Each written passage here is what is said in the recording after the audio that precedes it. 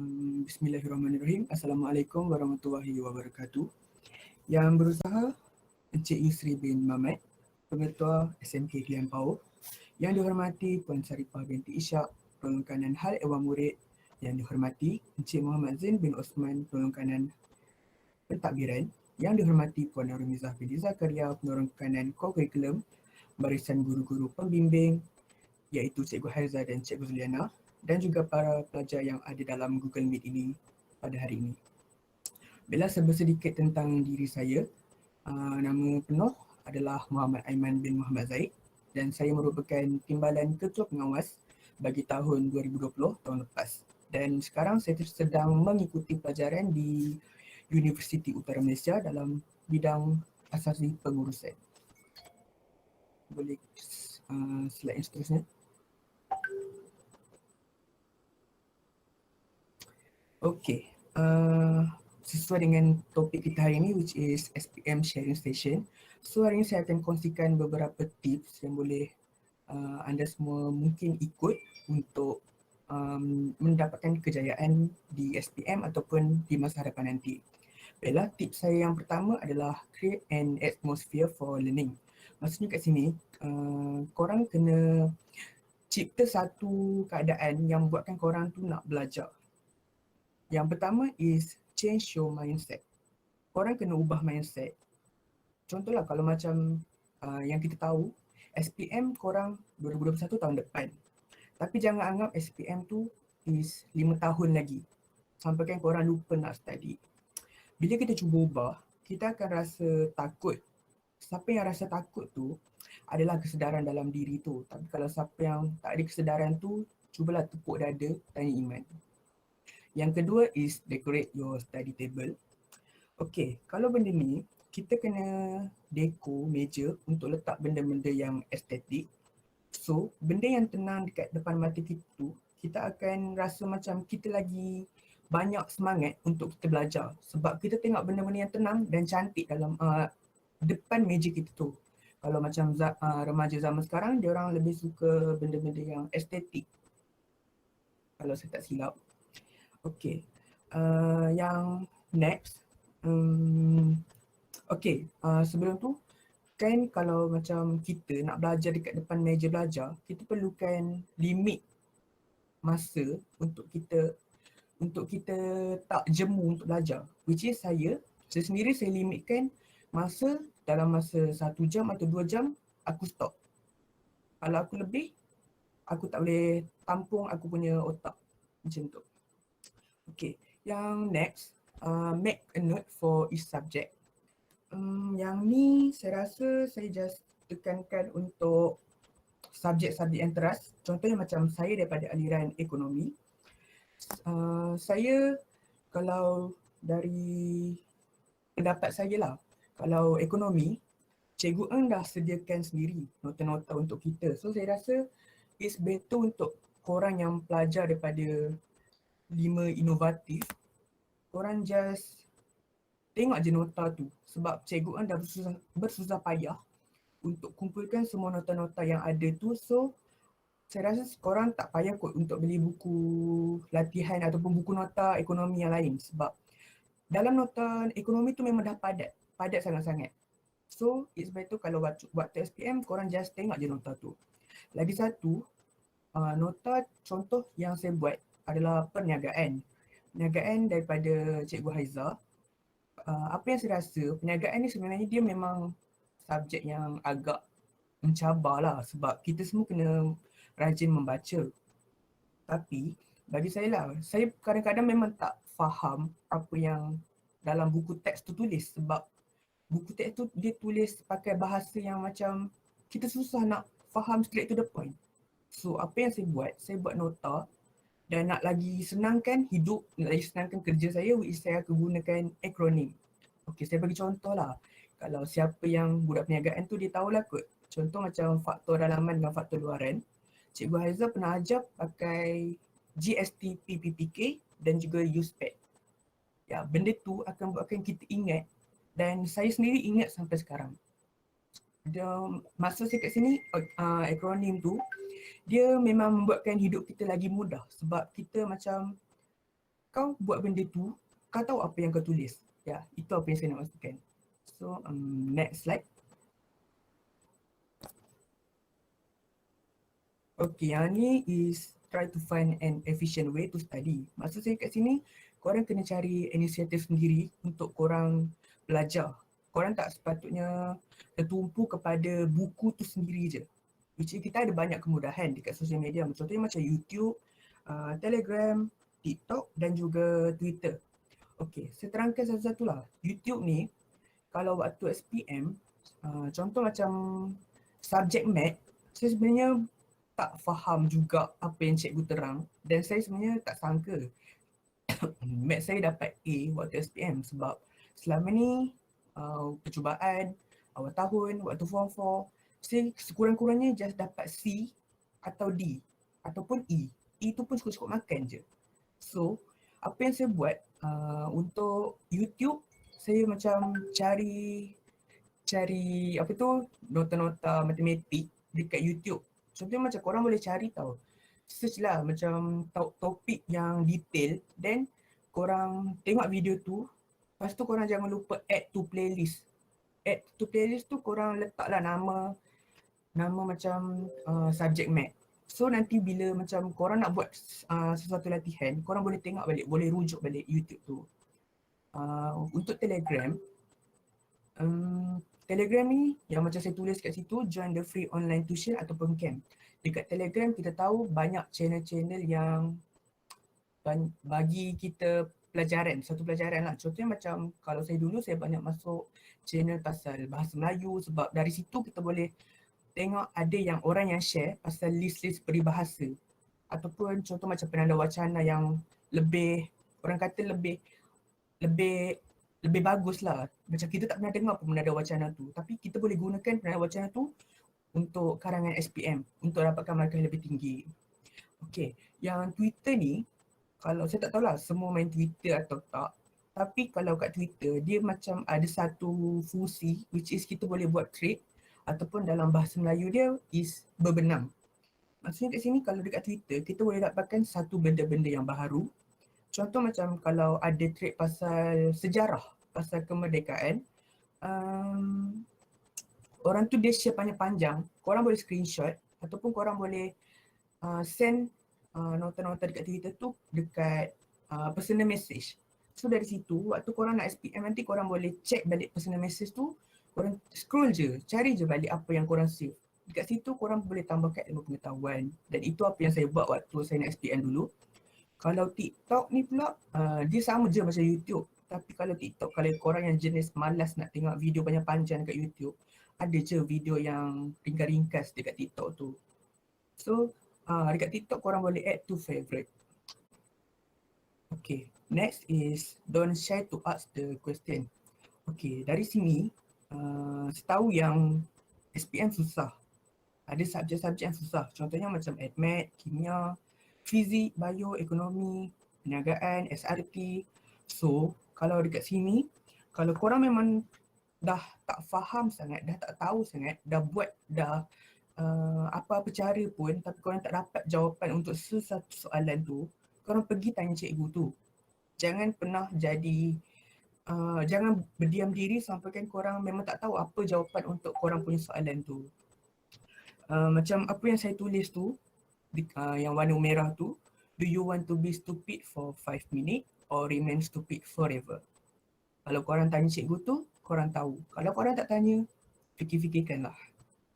Yang seterusnya adalah dapatkan pertolongan daripada kawan. Get help from friends. Kalau saya dulu, untuk subjek ekonomi dan perniagaan, saya dapatkan pertolongan daripada Anikah dan juga Natasha. Which is diorang pun sama-sama pelajar yang cemerlang. So dari sini, kita orang macam bersatu untuk bagi pendapat. So bila semua pendapat tu berlainan, kita orang akan belajar macam, oh, kenapa jawapan kau macam tu? Kenapa jawapan kau macam ni? So daripada situ, kita akan dapat create satu ilmu baru untuk kita lah. Saya tak tahulah untuk orang lain, tapi saya rasa lebih senang untuk berbincang dengan kawan kalau malu untuk tanya cikgu tu. Yang seterusnya adalah ask with manners, don't ask stupid unrelated question. korang kan kalau nak tanya soalan dekat cikgu tu, korang janganlah tanya soalan yang mengarut-ngarut. Janganlah tanya soalan yang korang sendiri dah tahu jawapan, tapi korang males nak cari. Korang nak jenis yang nak kena suap je. Contoh kalau macam tahun lepas, saya dapat tengoklah Cikgu Haizam macam agak stres sebab murid-murid selalu tanya soalan yang macam benda tu sebenarnya dah ada, tapi diorang just malas cari. So, dekat sini korang please jangan anggap apa tu untuk cikgu suap tu adalah satu benda yang bagus. Sebab kadang-kadang cikgu akan rasa menyampah. Okay, itu yang apa saya nak cakap. Next slide. Okay, yang ni adalah be kind to others, which is kita waktu semasa ataupun sebelum SPM, korang please lah jangan cari pasal dengan orang lain. Sentiasa, maafkan saya, sentiasa berbaik dengan orang lain. Kalau macam ada kawan yang minta tolong, korang tolong je. Jangan pernah fikir kalau aku tolong ni aku dapat apa, aku tolong tu aku dapat apa. Apa yang saya fikir kalau saya tolong kawan tu, kebaikan tu akan berbalik kepada diri saya sendiri, which is yang sekarang saya dapat 7A dalam SPM. Semuanya mungkin daripada, saya percaya mungkin daripada kebaikan saya untuk tolong kawan. Contohnya macam saya tolong diorang daripada segi ajar cara-cara untuk buat kerja khusus, cara-cara untuk selesaikan masalah ni, masalah tu dan juga sebagainya. Yang seterusnya, respect your teacher. Okay, yang ni pun penting sebab keberkatan daripada cikgu tu penting tau untuk kita jawab SPM. Apa tu sekarang kan online, so ada banyaklah cara untuk kita respect cikgu. Contohnya korang join kelas tapi korang buka lah kamera. So daripada situ cikgu tu akan rasa dihargai. Cikgu tu akan rasa korang tu macam adalah feeling untuk belajar. Ini tak masuk Google Meet tapi jiwa atas katil tidur. So benda tu memang macam tak patut lah. Walaupun sebenarnya saya ada je buat macam tu. Tapi selepas tu saya sedar saya patut berubah. Okay. Yang seterusnya respect your family. Yang macam slide saya waktu avoid your negative vibe. Kalau family tu merendah-rendahkan kita, kita janganlah melawan sebab benda tu pun berdosa. Dari sisi Islam pun berdosa kan. Dah terhadap ibu bapa. So dekat situ korang just keep in mind korang boleh buat lagi baik. Korang biar je, respect je family korang. Jangan pernah melawan ataupun mengeluh. Sebab kita tolong, itu je. Yang quote saya, kita tolong orang hari ni, Allah akan tolong kita balik. Itu back kepada point saya yang menolong kawan itu. Next slide. Okay, untuk yang Muslim, apa yang saya buat, saya waktu sebelum SPM, saya banyak baca Al-Quran, especially selepas maghrib. Sebab bila kita baca Al-Quran tu, minda kita tu akan terbuka tau. Dan waktu isyak, ataupun waktu selepas isyak tu merupakan satu masa yang paling baik untuk kita study. Sebab segala ilmu akan masuk. So saya prefer untuk study malam daripada petang. Sebab kalau petang, saya prefer tidur. Tapi kalau korang janganlah ikut. Tapi bagi saya prefer untuk study malam. Do not leave prayers, jangan pernah tinggalkan solat. Sebab solat tiang agama. Apa guna korang tak solat tapi korang belajar? Korang rasa kalau korang tak solat, ilmu tu masuk ke? Tak kan? Jadi tolonglah jangan tinggalkan solat. Dan yang seterusnya, minta doa daripada semua orang, especially parents dan juga cikgu. Keberkatan daripada dua pihak ni sangat penting. Kalau korang tak ada keberkatan tu, hati korang tak tenang untuk jawab soalan SPM. Okay, kalau korang boleh tengok dekat slide saya tu, doa study. Doa ni saya dapatkan daripada saya dapatkan daripada influencer YouTube iaitu Irdina Hani. Saya rajinlah tengok dia punya vlog sebab kadang-kadang dia ada banyak share pasal tips-tips untuk straight A, tips untuk masa depan, untuk pilih course universiti dan sebagainya. So, korang boleh screenshot lah. Jangan lupa amalkan sewaktu solat. Setiap solat, korang amalkan doa ni. InsyaAllah korang dapat kejayaan. Next slide. Okey, yang ni saya terangkan secara ringkas je dan abaikanlah gambar tu just sekadar hiasan sebab saya just nak kongsikan pengalaman kita orang sebelum SPM, which is solat hajat, kelas tambahan dan juga sebagainya. Okey, tips saya yang ringkas tu is first, jaga diri. Kalau tahu nak SPM tu, janganlah pergi merempit ke apa-apa ke yang boleh buat korang cedera, korang korang sakit ataupun dan sebagainya. Next, jaga pemakanan. Jangan cari gaduh. Jangan cari gaduh ni sama je. Korang janganlah macam jangan nak, korang dah tahu nak SPM, tiba-tiba korang bergaduh dengan kawan korang. Lepas tu, bila nak jawab SPM, korang tak bermaafan. Benda tu akan buat korang teringat sampailah korang habis SPM nanti. Yang seterusnya, datang awal pagi. Okey, yang ni saya nak cakap kalau korang ada paper waktu 8.30, korang datanglah lepas subuh tu dalam 6.45 ke pukul 6.30 korang datanglah sekolah. Sebab apa yang saya buat waktu SPM dulu, saya datang awal. Dan ada lagi lah geng-geng yang datang awal, contohnya macam Natasha, Anika. So bila kita datang awal ni, kita dapat berbincang lah, ada sedikit masa untuk kita berbincang dengan kawan-kawan yang lain. Yang seterusnya, study malam. Okey, ini bagi saya, ini tips saya, jadi kalau korang nak ikut, korang ikut. Kalau korang rasa korang tak boleh study malam, korang study lah ikut masa yang korang rasa sesuai untuk study. Jangan keluar dewan awal. Okey, yang saya nak cerita kalau tahun lepas, paper yang paling cepat, yang boleh saya kata cepat habis is paper science. Dan ramai jugalah yang keluar daripada dewan tu. Saya tak tahulah apa dalam pemikiran diorang. Diorang dah confident ke jawab soalan paper science tu ataupun bagaimana. Wallahu alam. Tapi apa yang saya boleh cakap, janganlah keluar dewan awal. Sebab mungkin last minute tu, waktu dah nak 10 minit terakhir, tiba-tiba korang terfikir yang sebenarnya soalan yang korang jawab tu, korang baru sedar tu bukan jawapan dia. So korang ada masa lagi untuk korang tukar benda tu. Itulah benefit bila korang tak keluar dewan awal.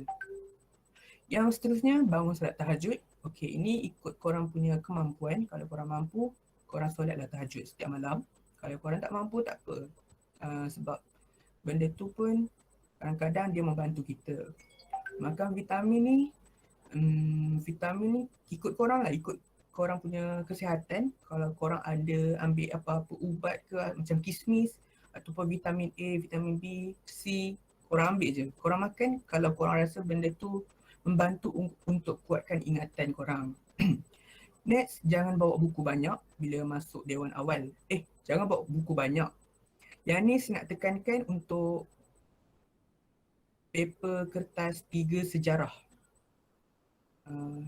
Tapi saya tak pasti korang punya batch ada ke tak kertas 3. Saya rasa tak ada. Tapi apapun lah, poin ni boleh pakai untuk bila korang datang sekolah nanti, korang tak perlu bawa buku-buku yang banyak untuk study. Sebab percayalah, korang punya buku tu tak akan terpakai, tak akan terbaca. Sebab kita punya masa waktu SPM tu memang dah padat sangat. Bayangkan korang rehat 30 minit je. Tapi nak tunggu orang yang turun dewan tu pun dah 15 minit. Korang rehat ada 5 minit je. So bila korang nak baca? Buku yang korang bawa tu just sia-sia. So apa yang saya nak cakap, korang just bawa benda-benda ataupun nota ataupun buku yang memang korang rasa dah korang memang patut untuk baca je. Kalau macam saya dulu, sebelum saya datang sekolah waktu SPM, saya ada buat plan, esok saya nak bawa buku ni, esok saya nak bawa nota ni. Cukup, itu je. Sebab kalau korang bawa buku banyak, satu masalah, korang beg berat. Lepas tu bila contoh macam kalau ada paper yang kena bawa buku-buku naik sekali atas dewan, benda tu macam menyusahkan. Sebab dah lah dewan dekat atas, beg berat. So benda tu tak patut. Yang masuk dewan awal ni, so kalau cikgu tu panggil, korang janganlah lengah-lengahkan masa ataupun jalan lengah kangkung dekat tepi tangga. Korang pergi jalan laju-laju untuk masuk dewan. Sebab kadang-kadang bila masuk dewan awal tu, ada macam ketua pengawas peperiksaan, dia akan ada bagi perubahan soalan ke apa ke ataupun ada bagi tips-tips ke. So korang masa untuk masuk dewan tu pun sangat penting lah bagi saya. Sebab benda tu kadang kita terlepas sesuatu. Bila kita dah masuk dewan tu, kita tenangkan fikiran. jangan fikir benda lain dah. Macam tadi, saya kata kalau jangan cari gaduh. Kalau korang still ada pergaduhan dengan kawan-kawan, korang punya fikiran tak akan tenang. So, once kita dah masuk dewan tu, buang semua benda yang ada dalam otak, tinggalkan ilmu yang korang baca tu je. Okay. Dan yang terakhir, jangan sesekali percaya soalan spot. Okay, benda ni saya nak tekankan sangat-sangat sebab kalau ikut batch kita orang tahun lepas, kita orang dah banyak kali kena scam. Bukan banyak kali, memang boleh dikatakan semua subjek kita orang kena scam. Kena scam dengan semua tajuk spot. Sampaikanlah ada yang print soalan-soalan spot, print tajuk-tajuk, apa benda lah. Benda tu semua membazir sebab bila kita masuk, kita buka soalan tu, otak kita kosong. Like kita macam, soalan apa, kenapa aku baca tak masuk. So, apa yang saya boleh katakan, jangan percaya apa soalan spot sekalipun. Kalau cikgu tu memang tekankan sangat-sangat, korang baca. Kalau cikgu tu tak tekankan ataupun ada macam rumor-rumor daripada sekolah lain ke apa ke, korang nak percaya tu boleh. Tapi janganlah percaya sampaikan korang fokus dekat tajuk tu je. Tiba-tiba masuk SPM keluar benda lain. Tak ke korang juga yang merana? Okay. Dan saya rasa itu saja yang saya nak kongsikan malam ni. Dan saya nak cakap good luck kepada pelajar SPM candidate 04. Study little more today so you do not have to regret tomorrow. Korang struggle lah untuk masa sekarang. So nanti untuk masa depan korang juga yang akan dapat rasa apa itu kejayaan. Sekian wabillahi taufiq wal hidayah. Wassalamualaikum warahmatullahi wabarakatuh.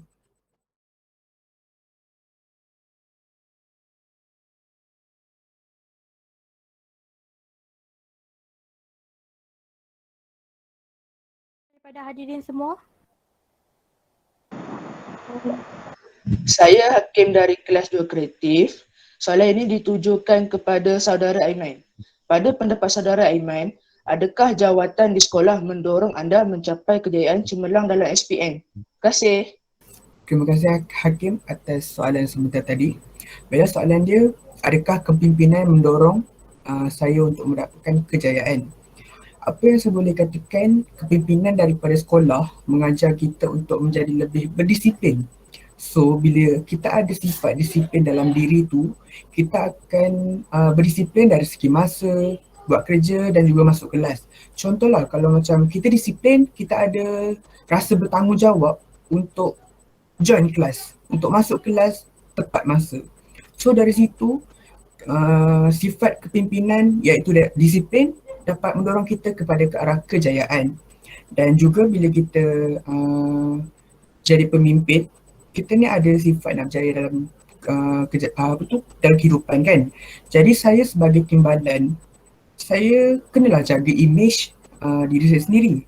Saya juga perlulah seimbangkan antara akademik dengan jawatan. So takkan saya timbalan tapi saya nak pro akademik, saya gagal.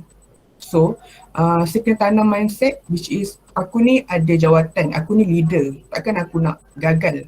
Aku kena tunjukkan contoh yang baik dalam dalam kehidupan orang lain. Jadi jawapan saya just macam disiplin. Kepimpinan mengajar saya untuk menjadi lebih berdisiplin dan lebih fleksibel. Itu je. Terima kasih.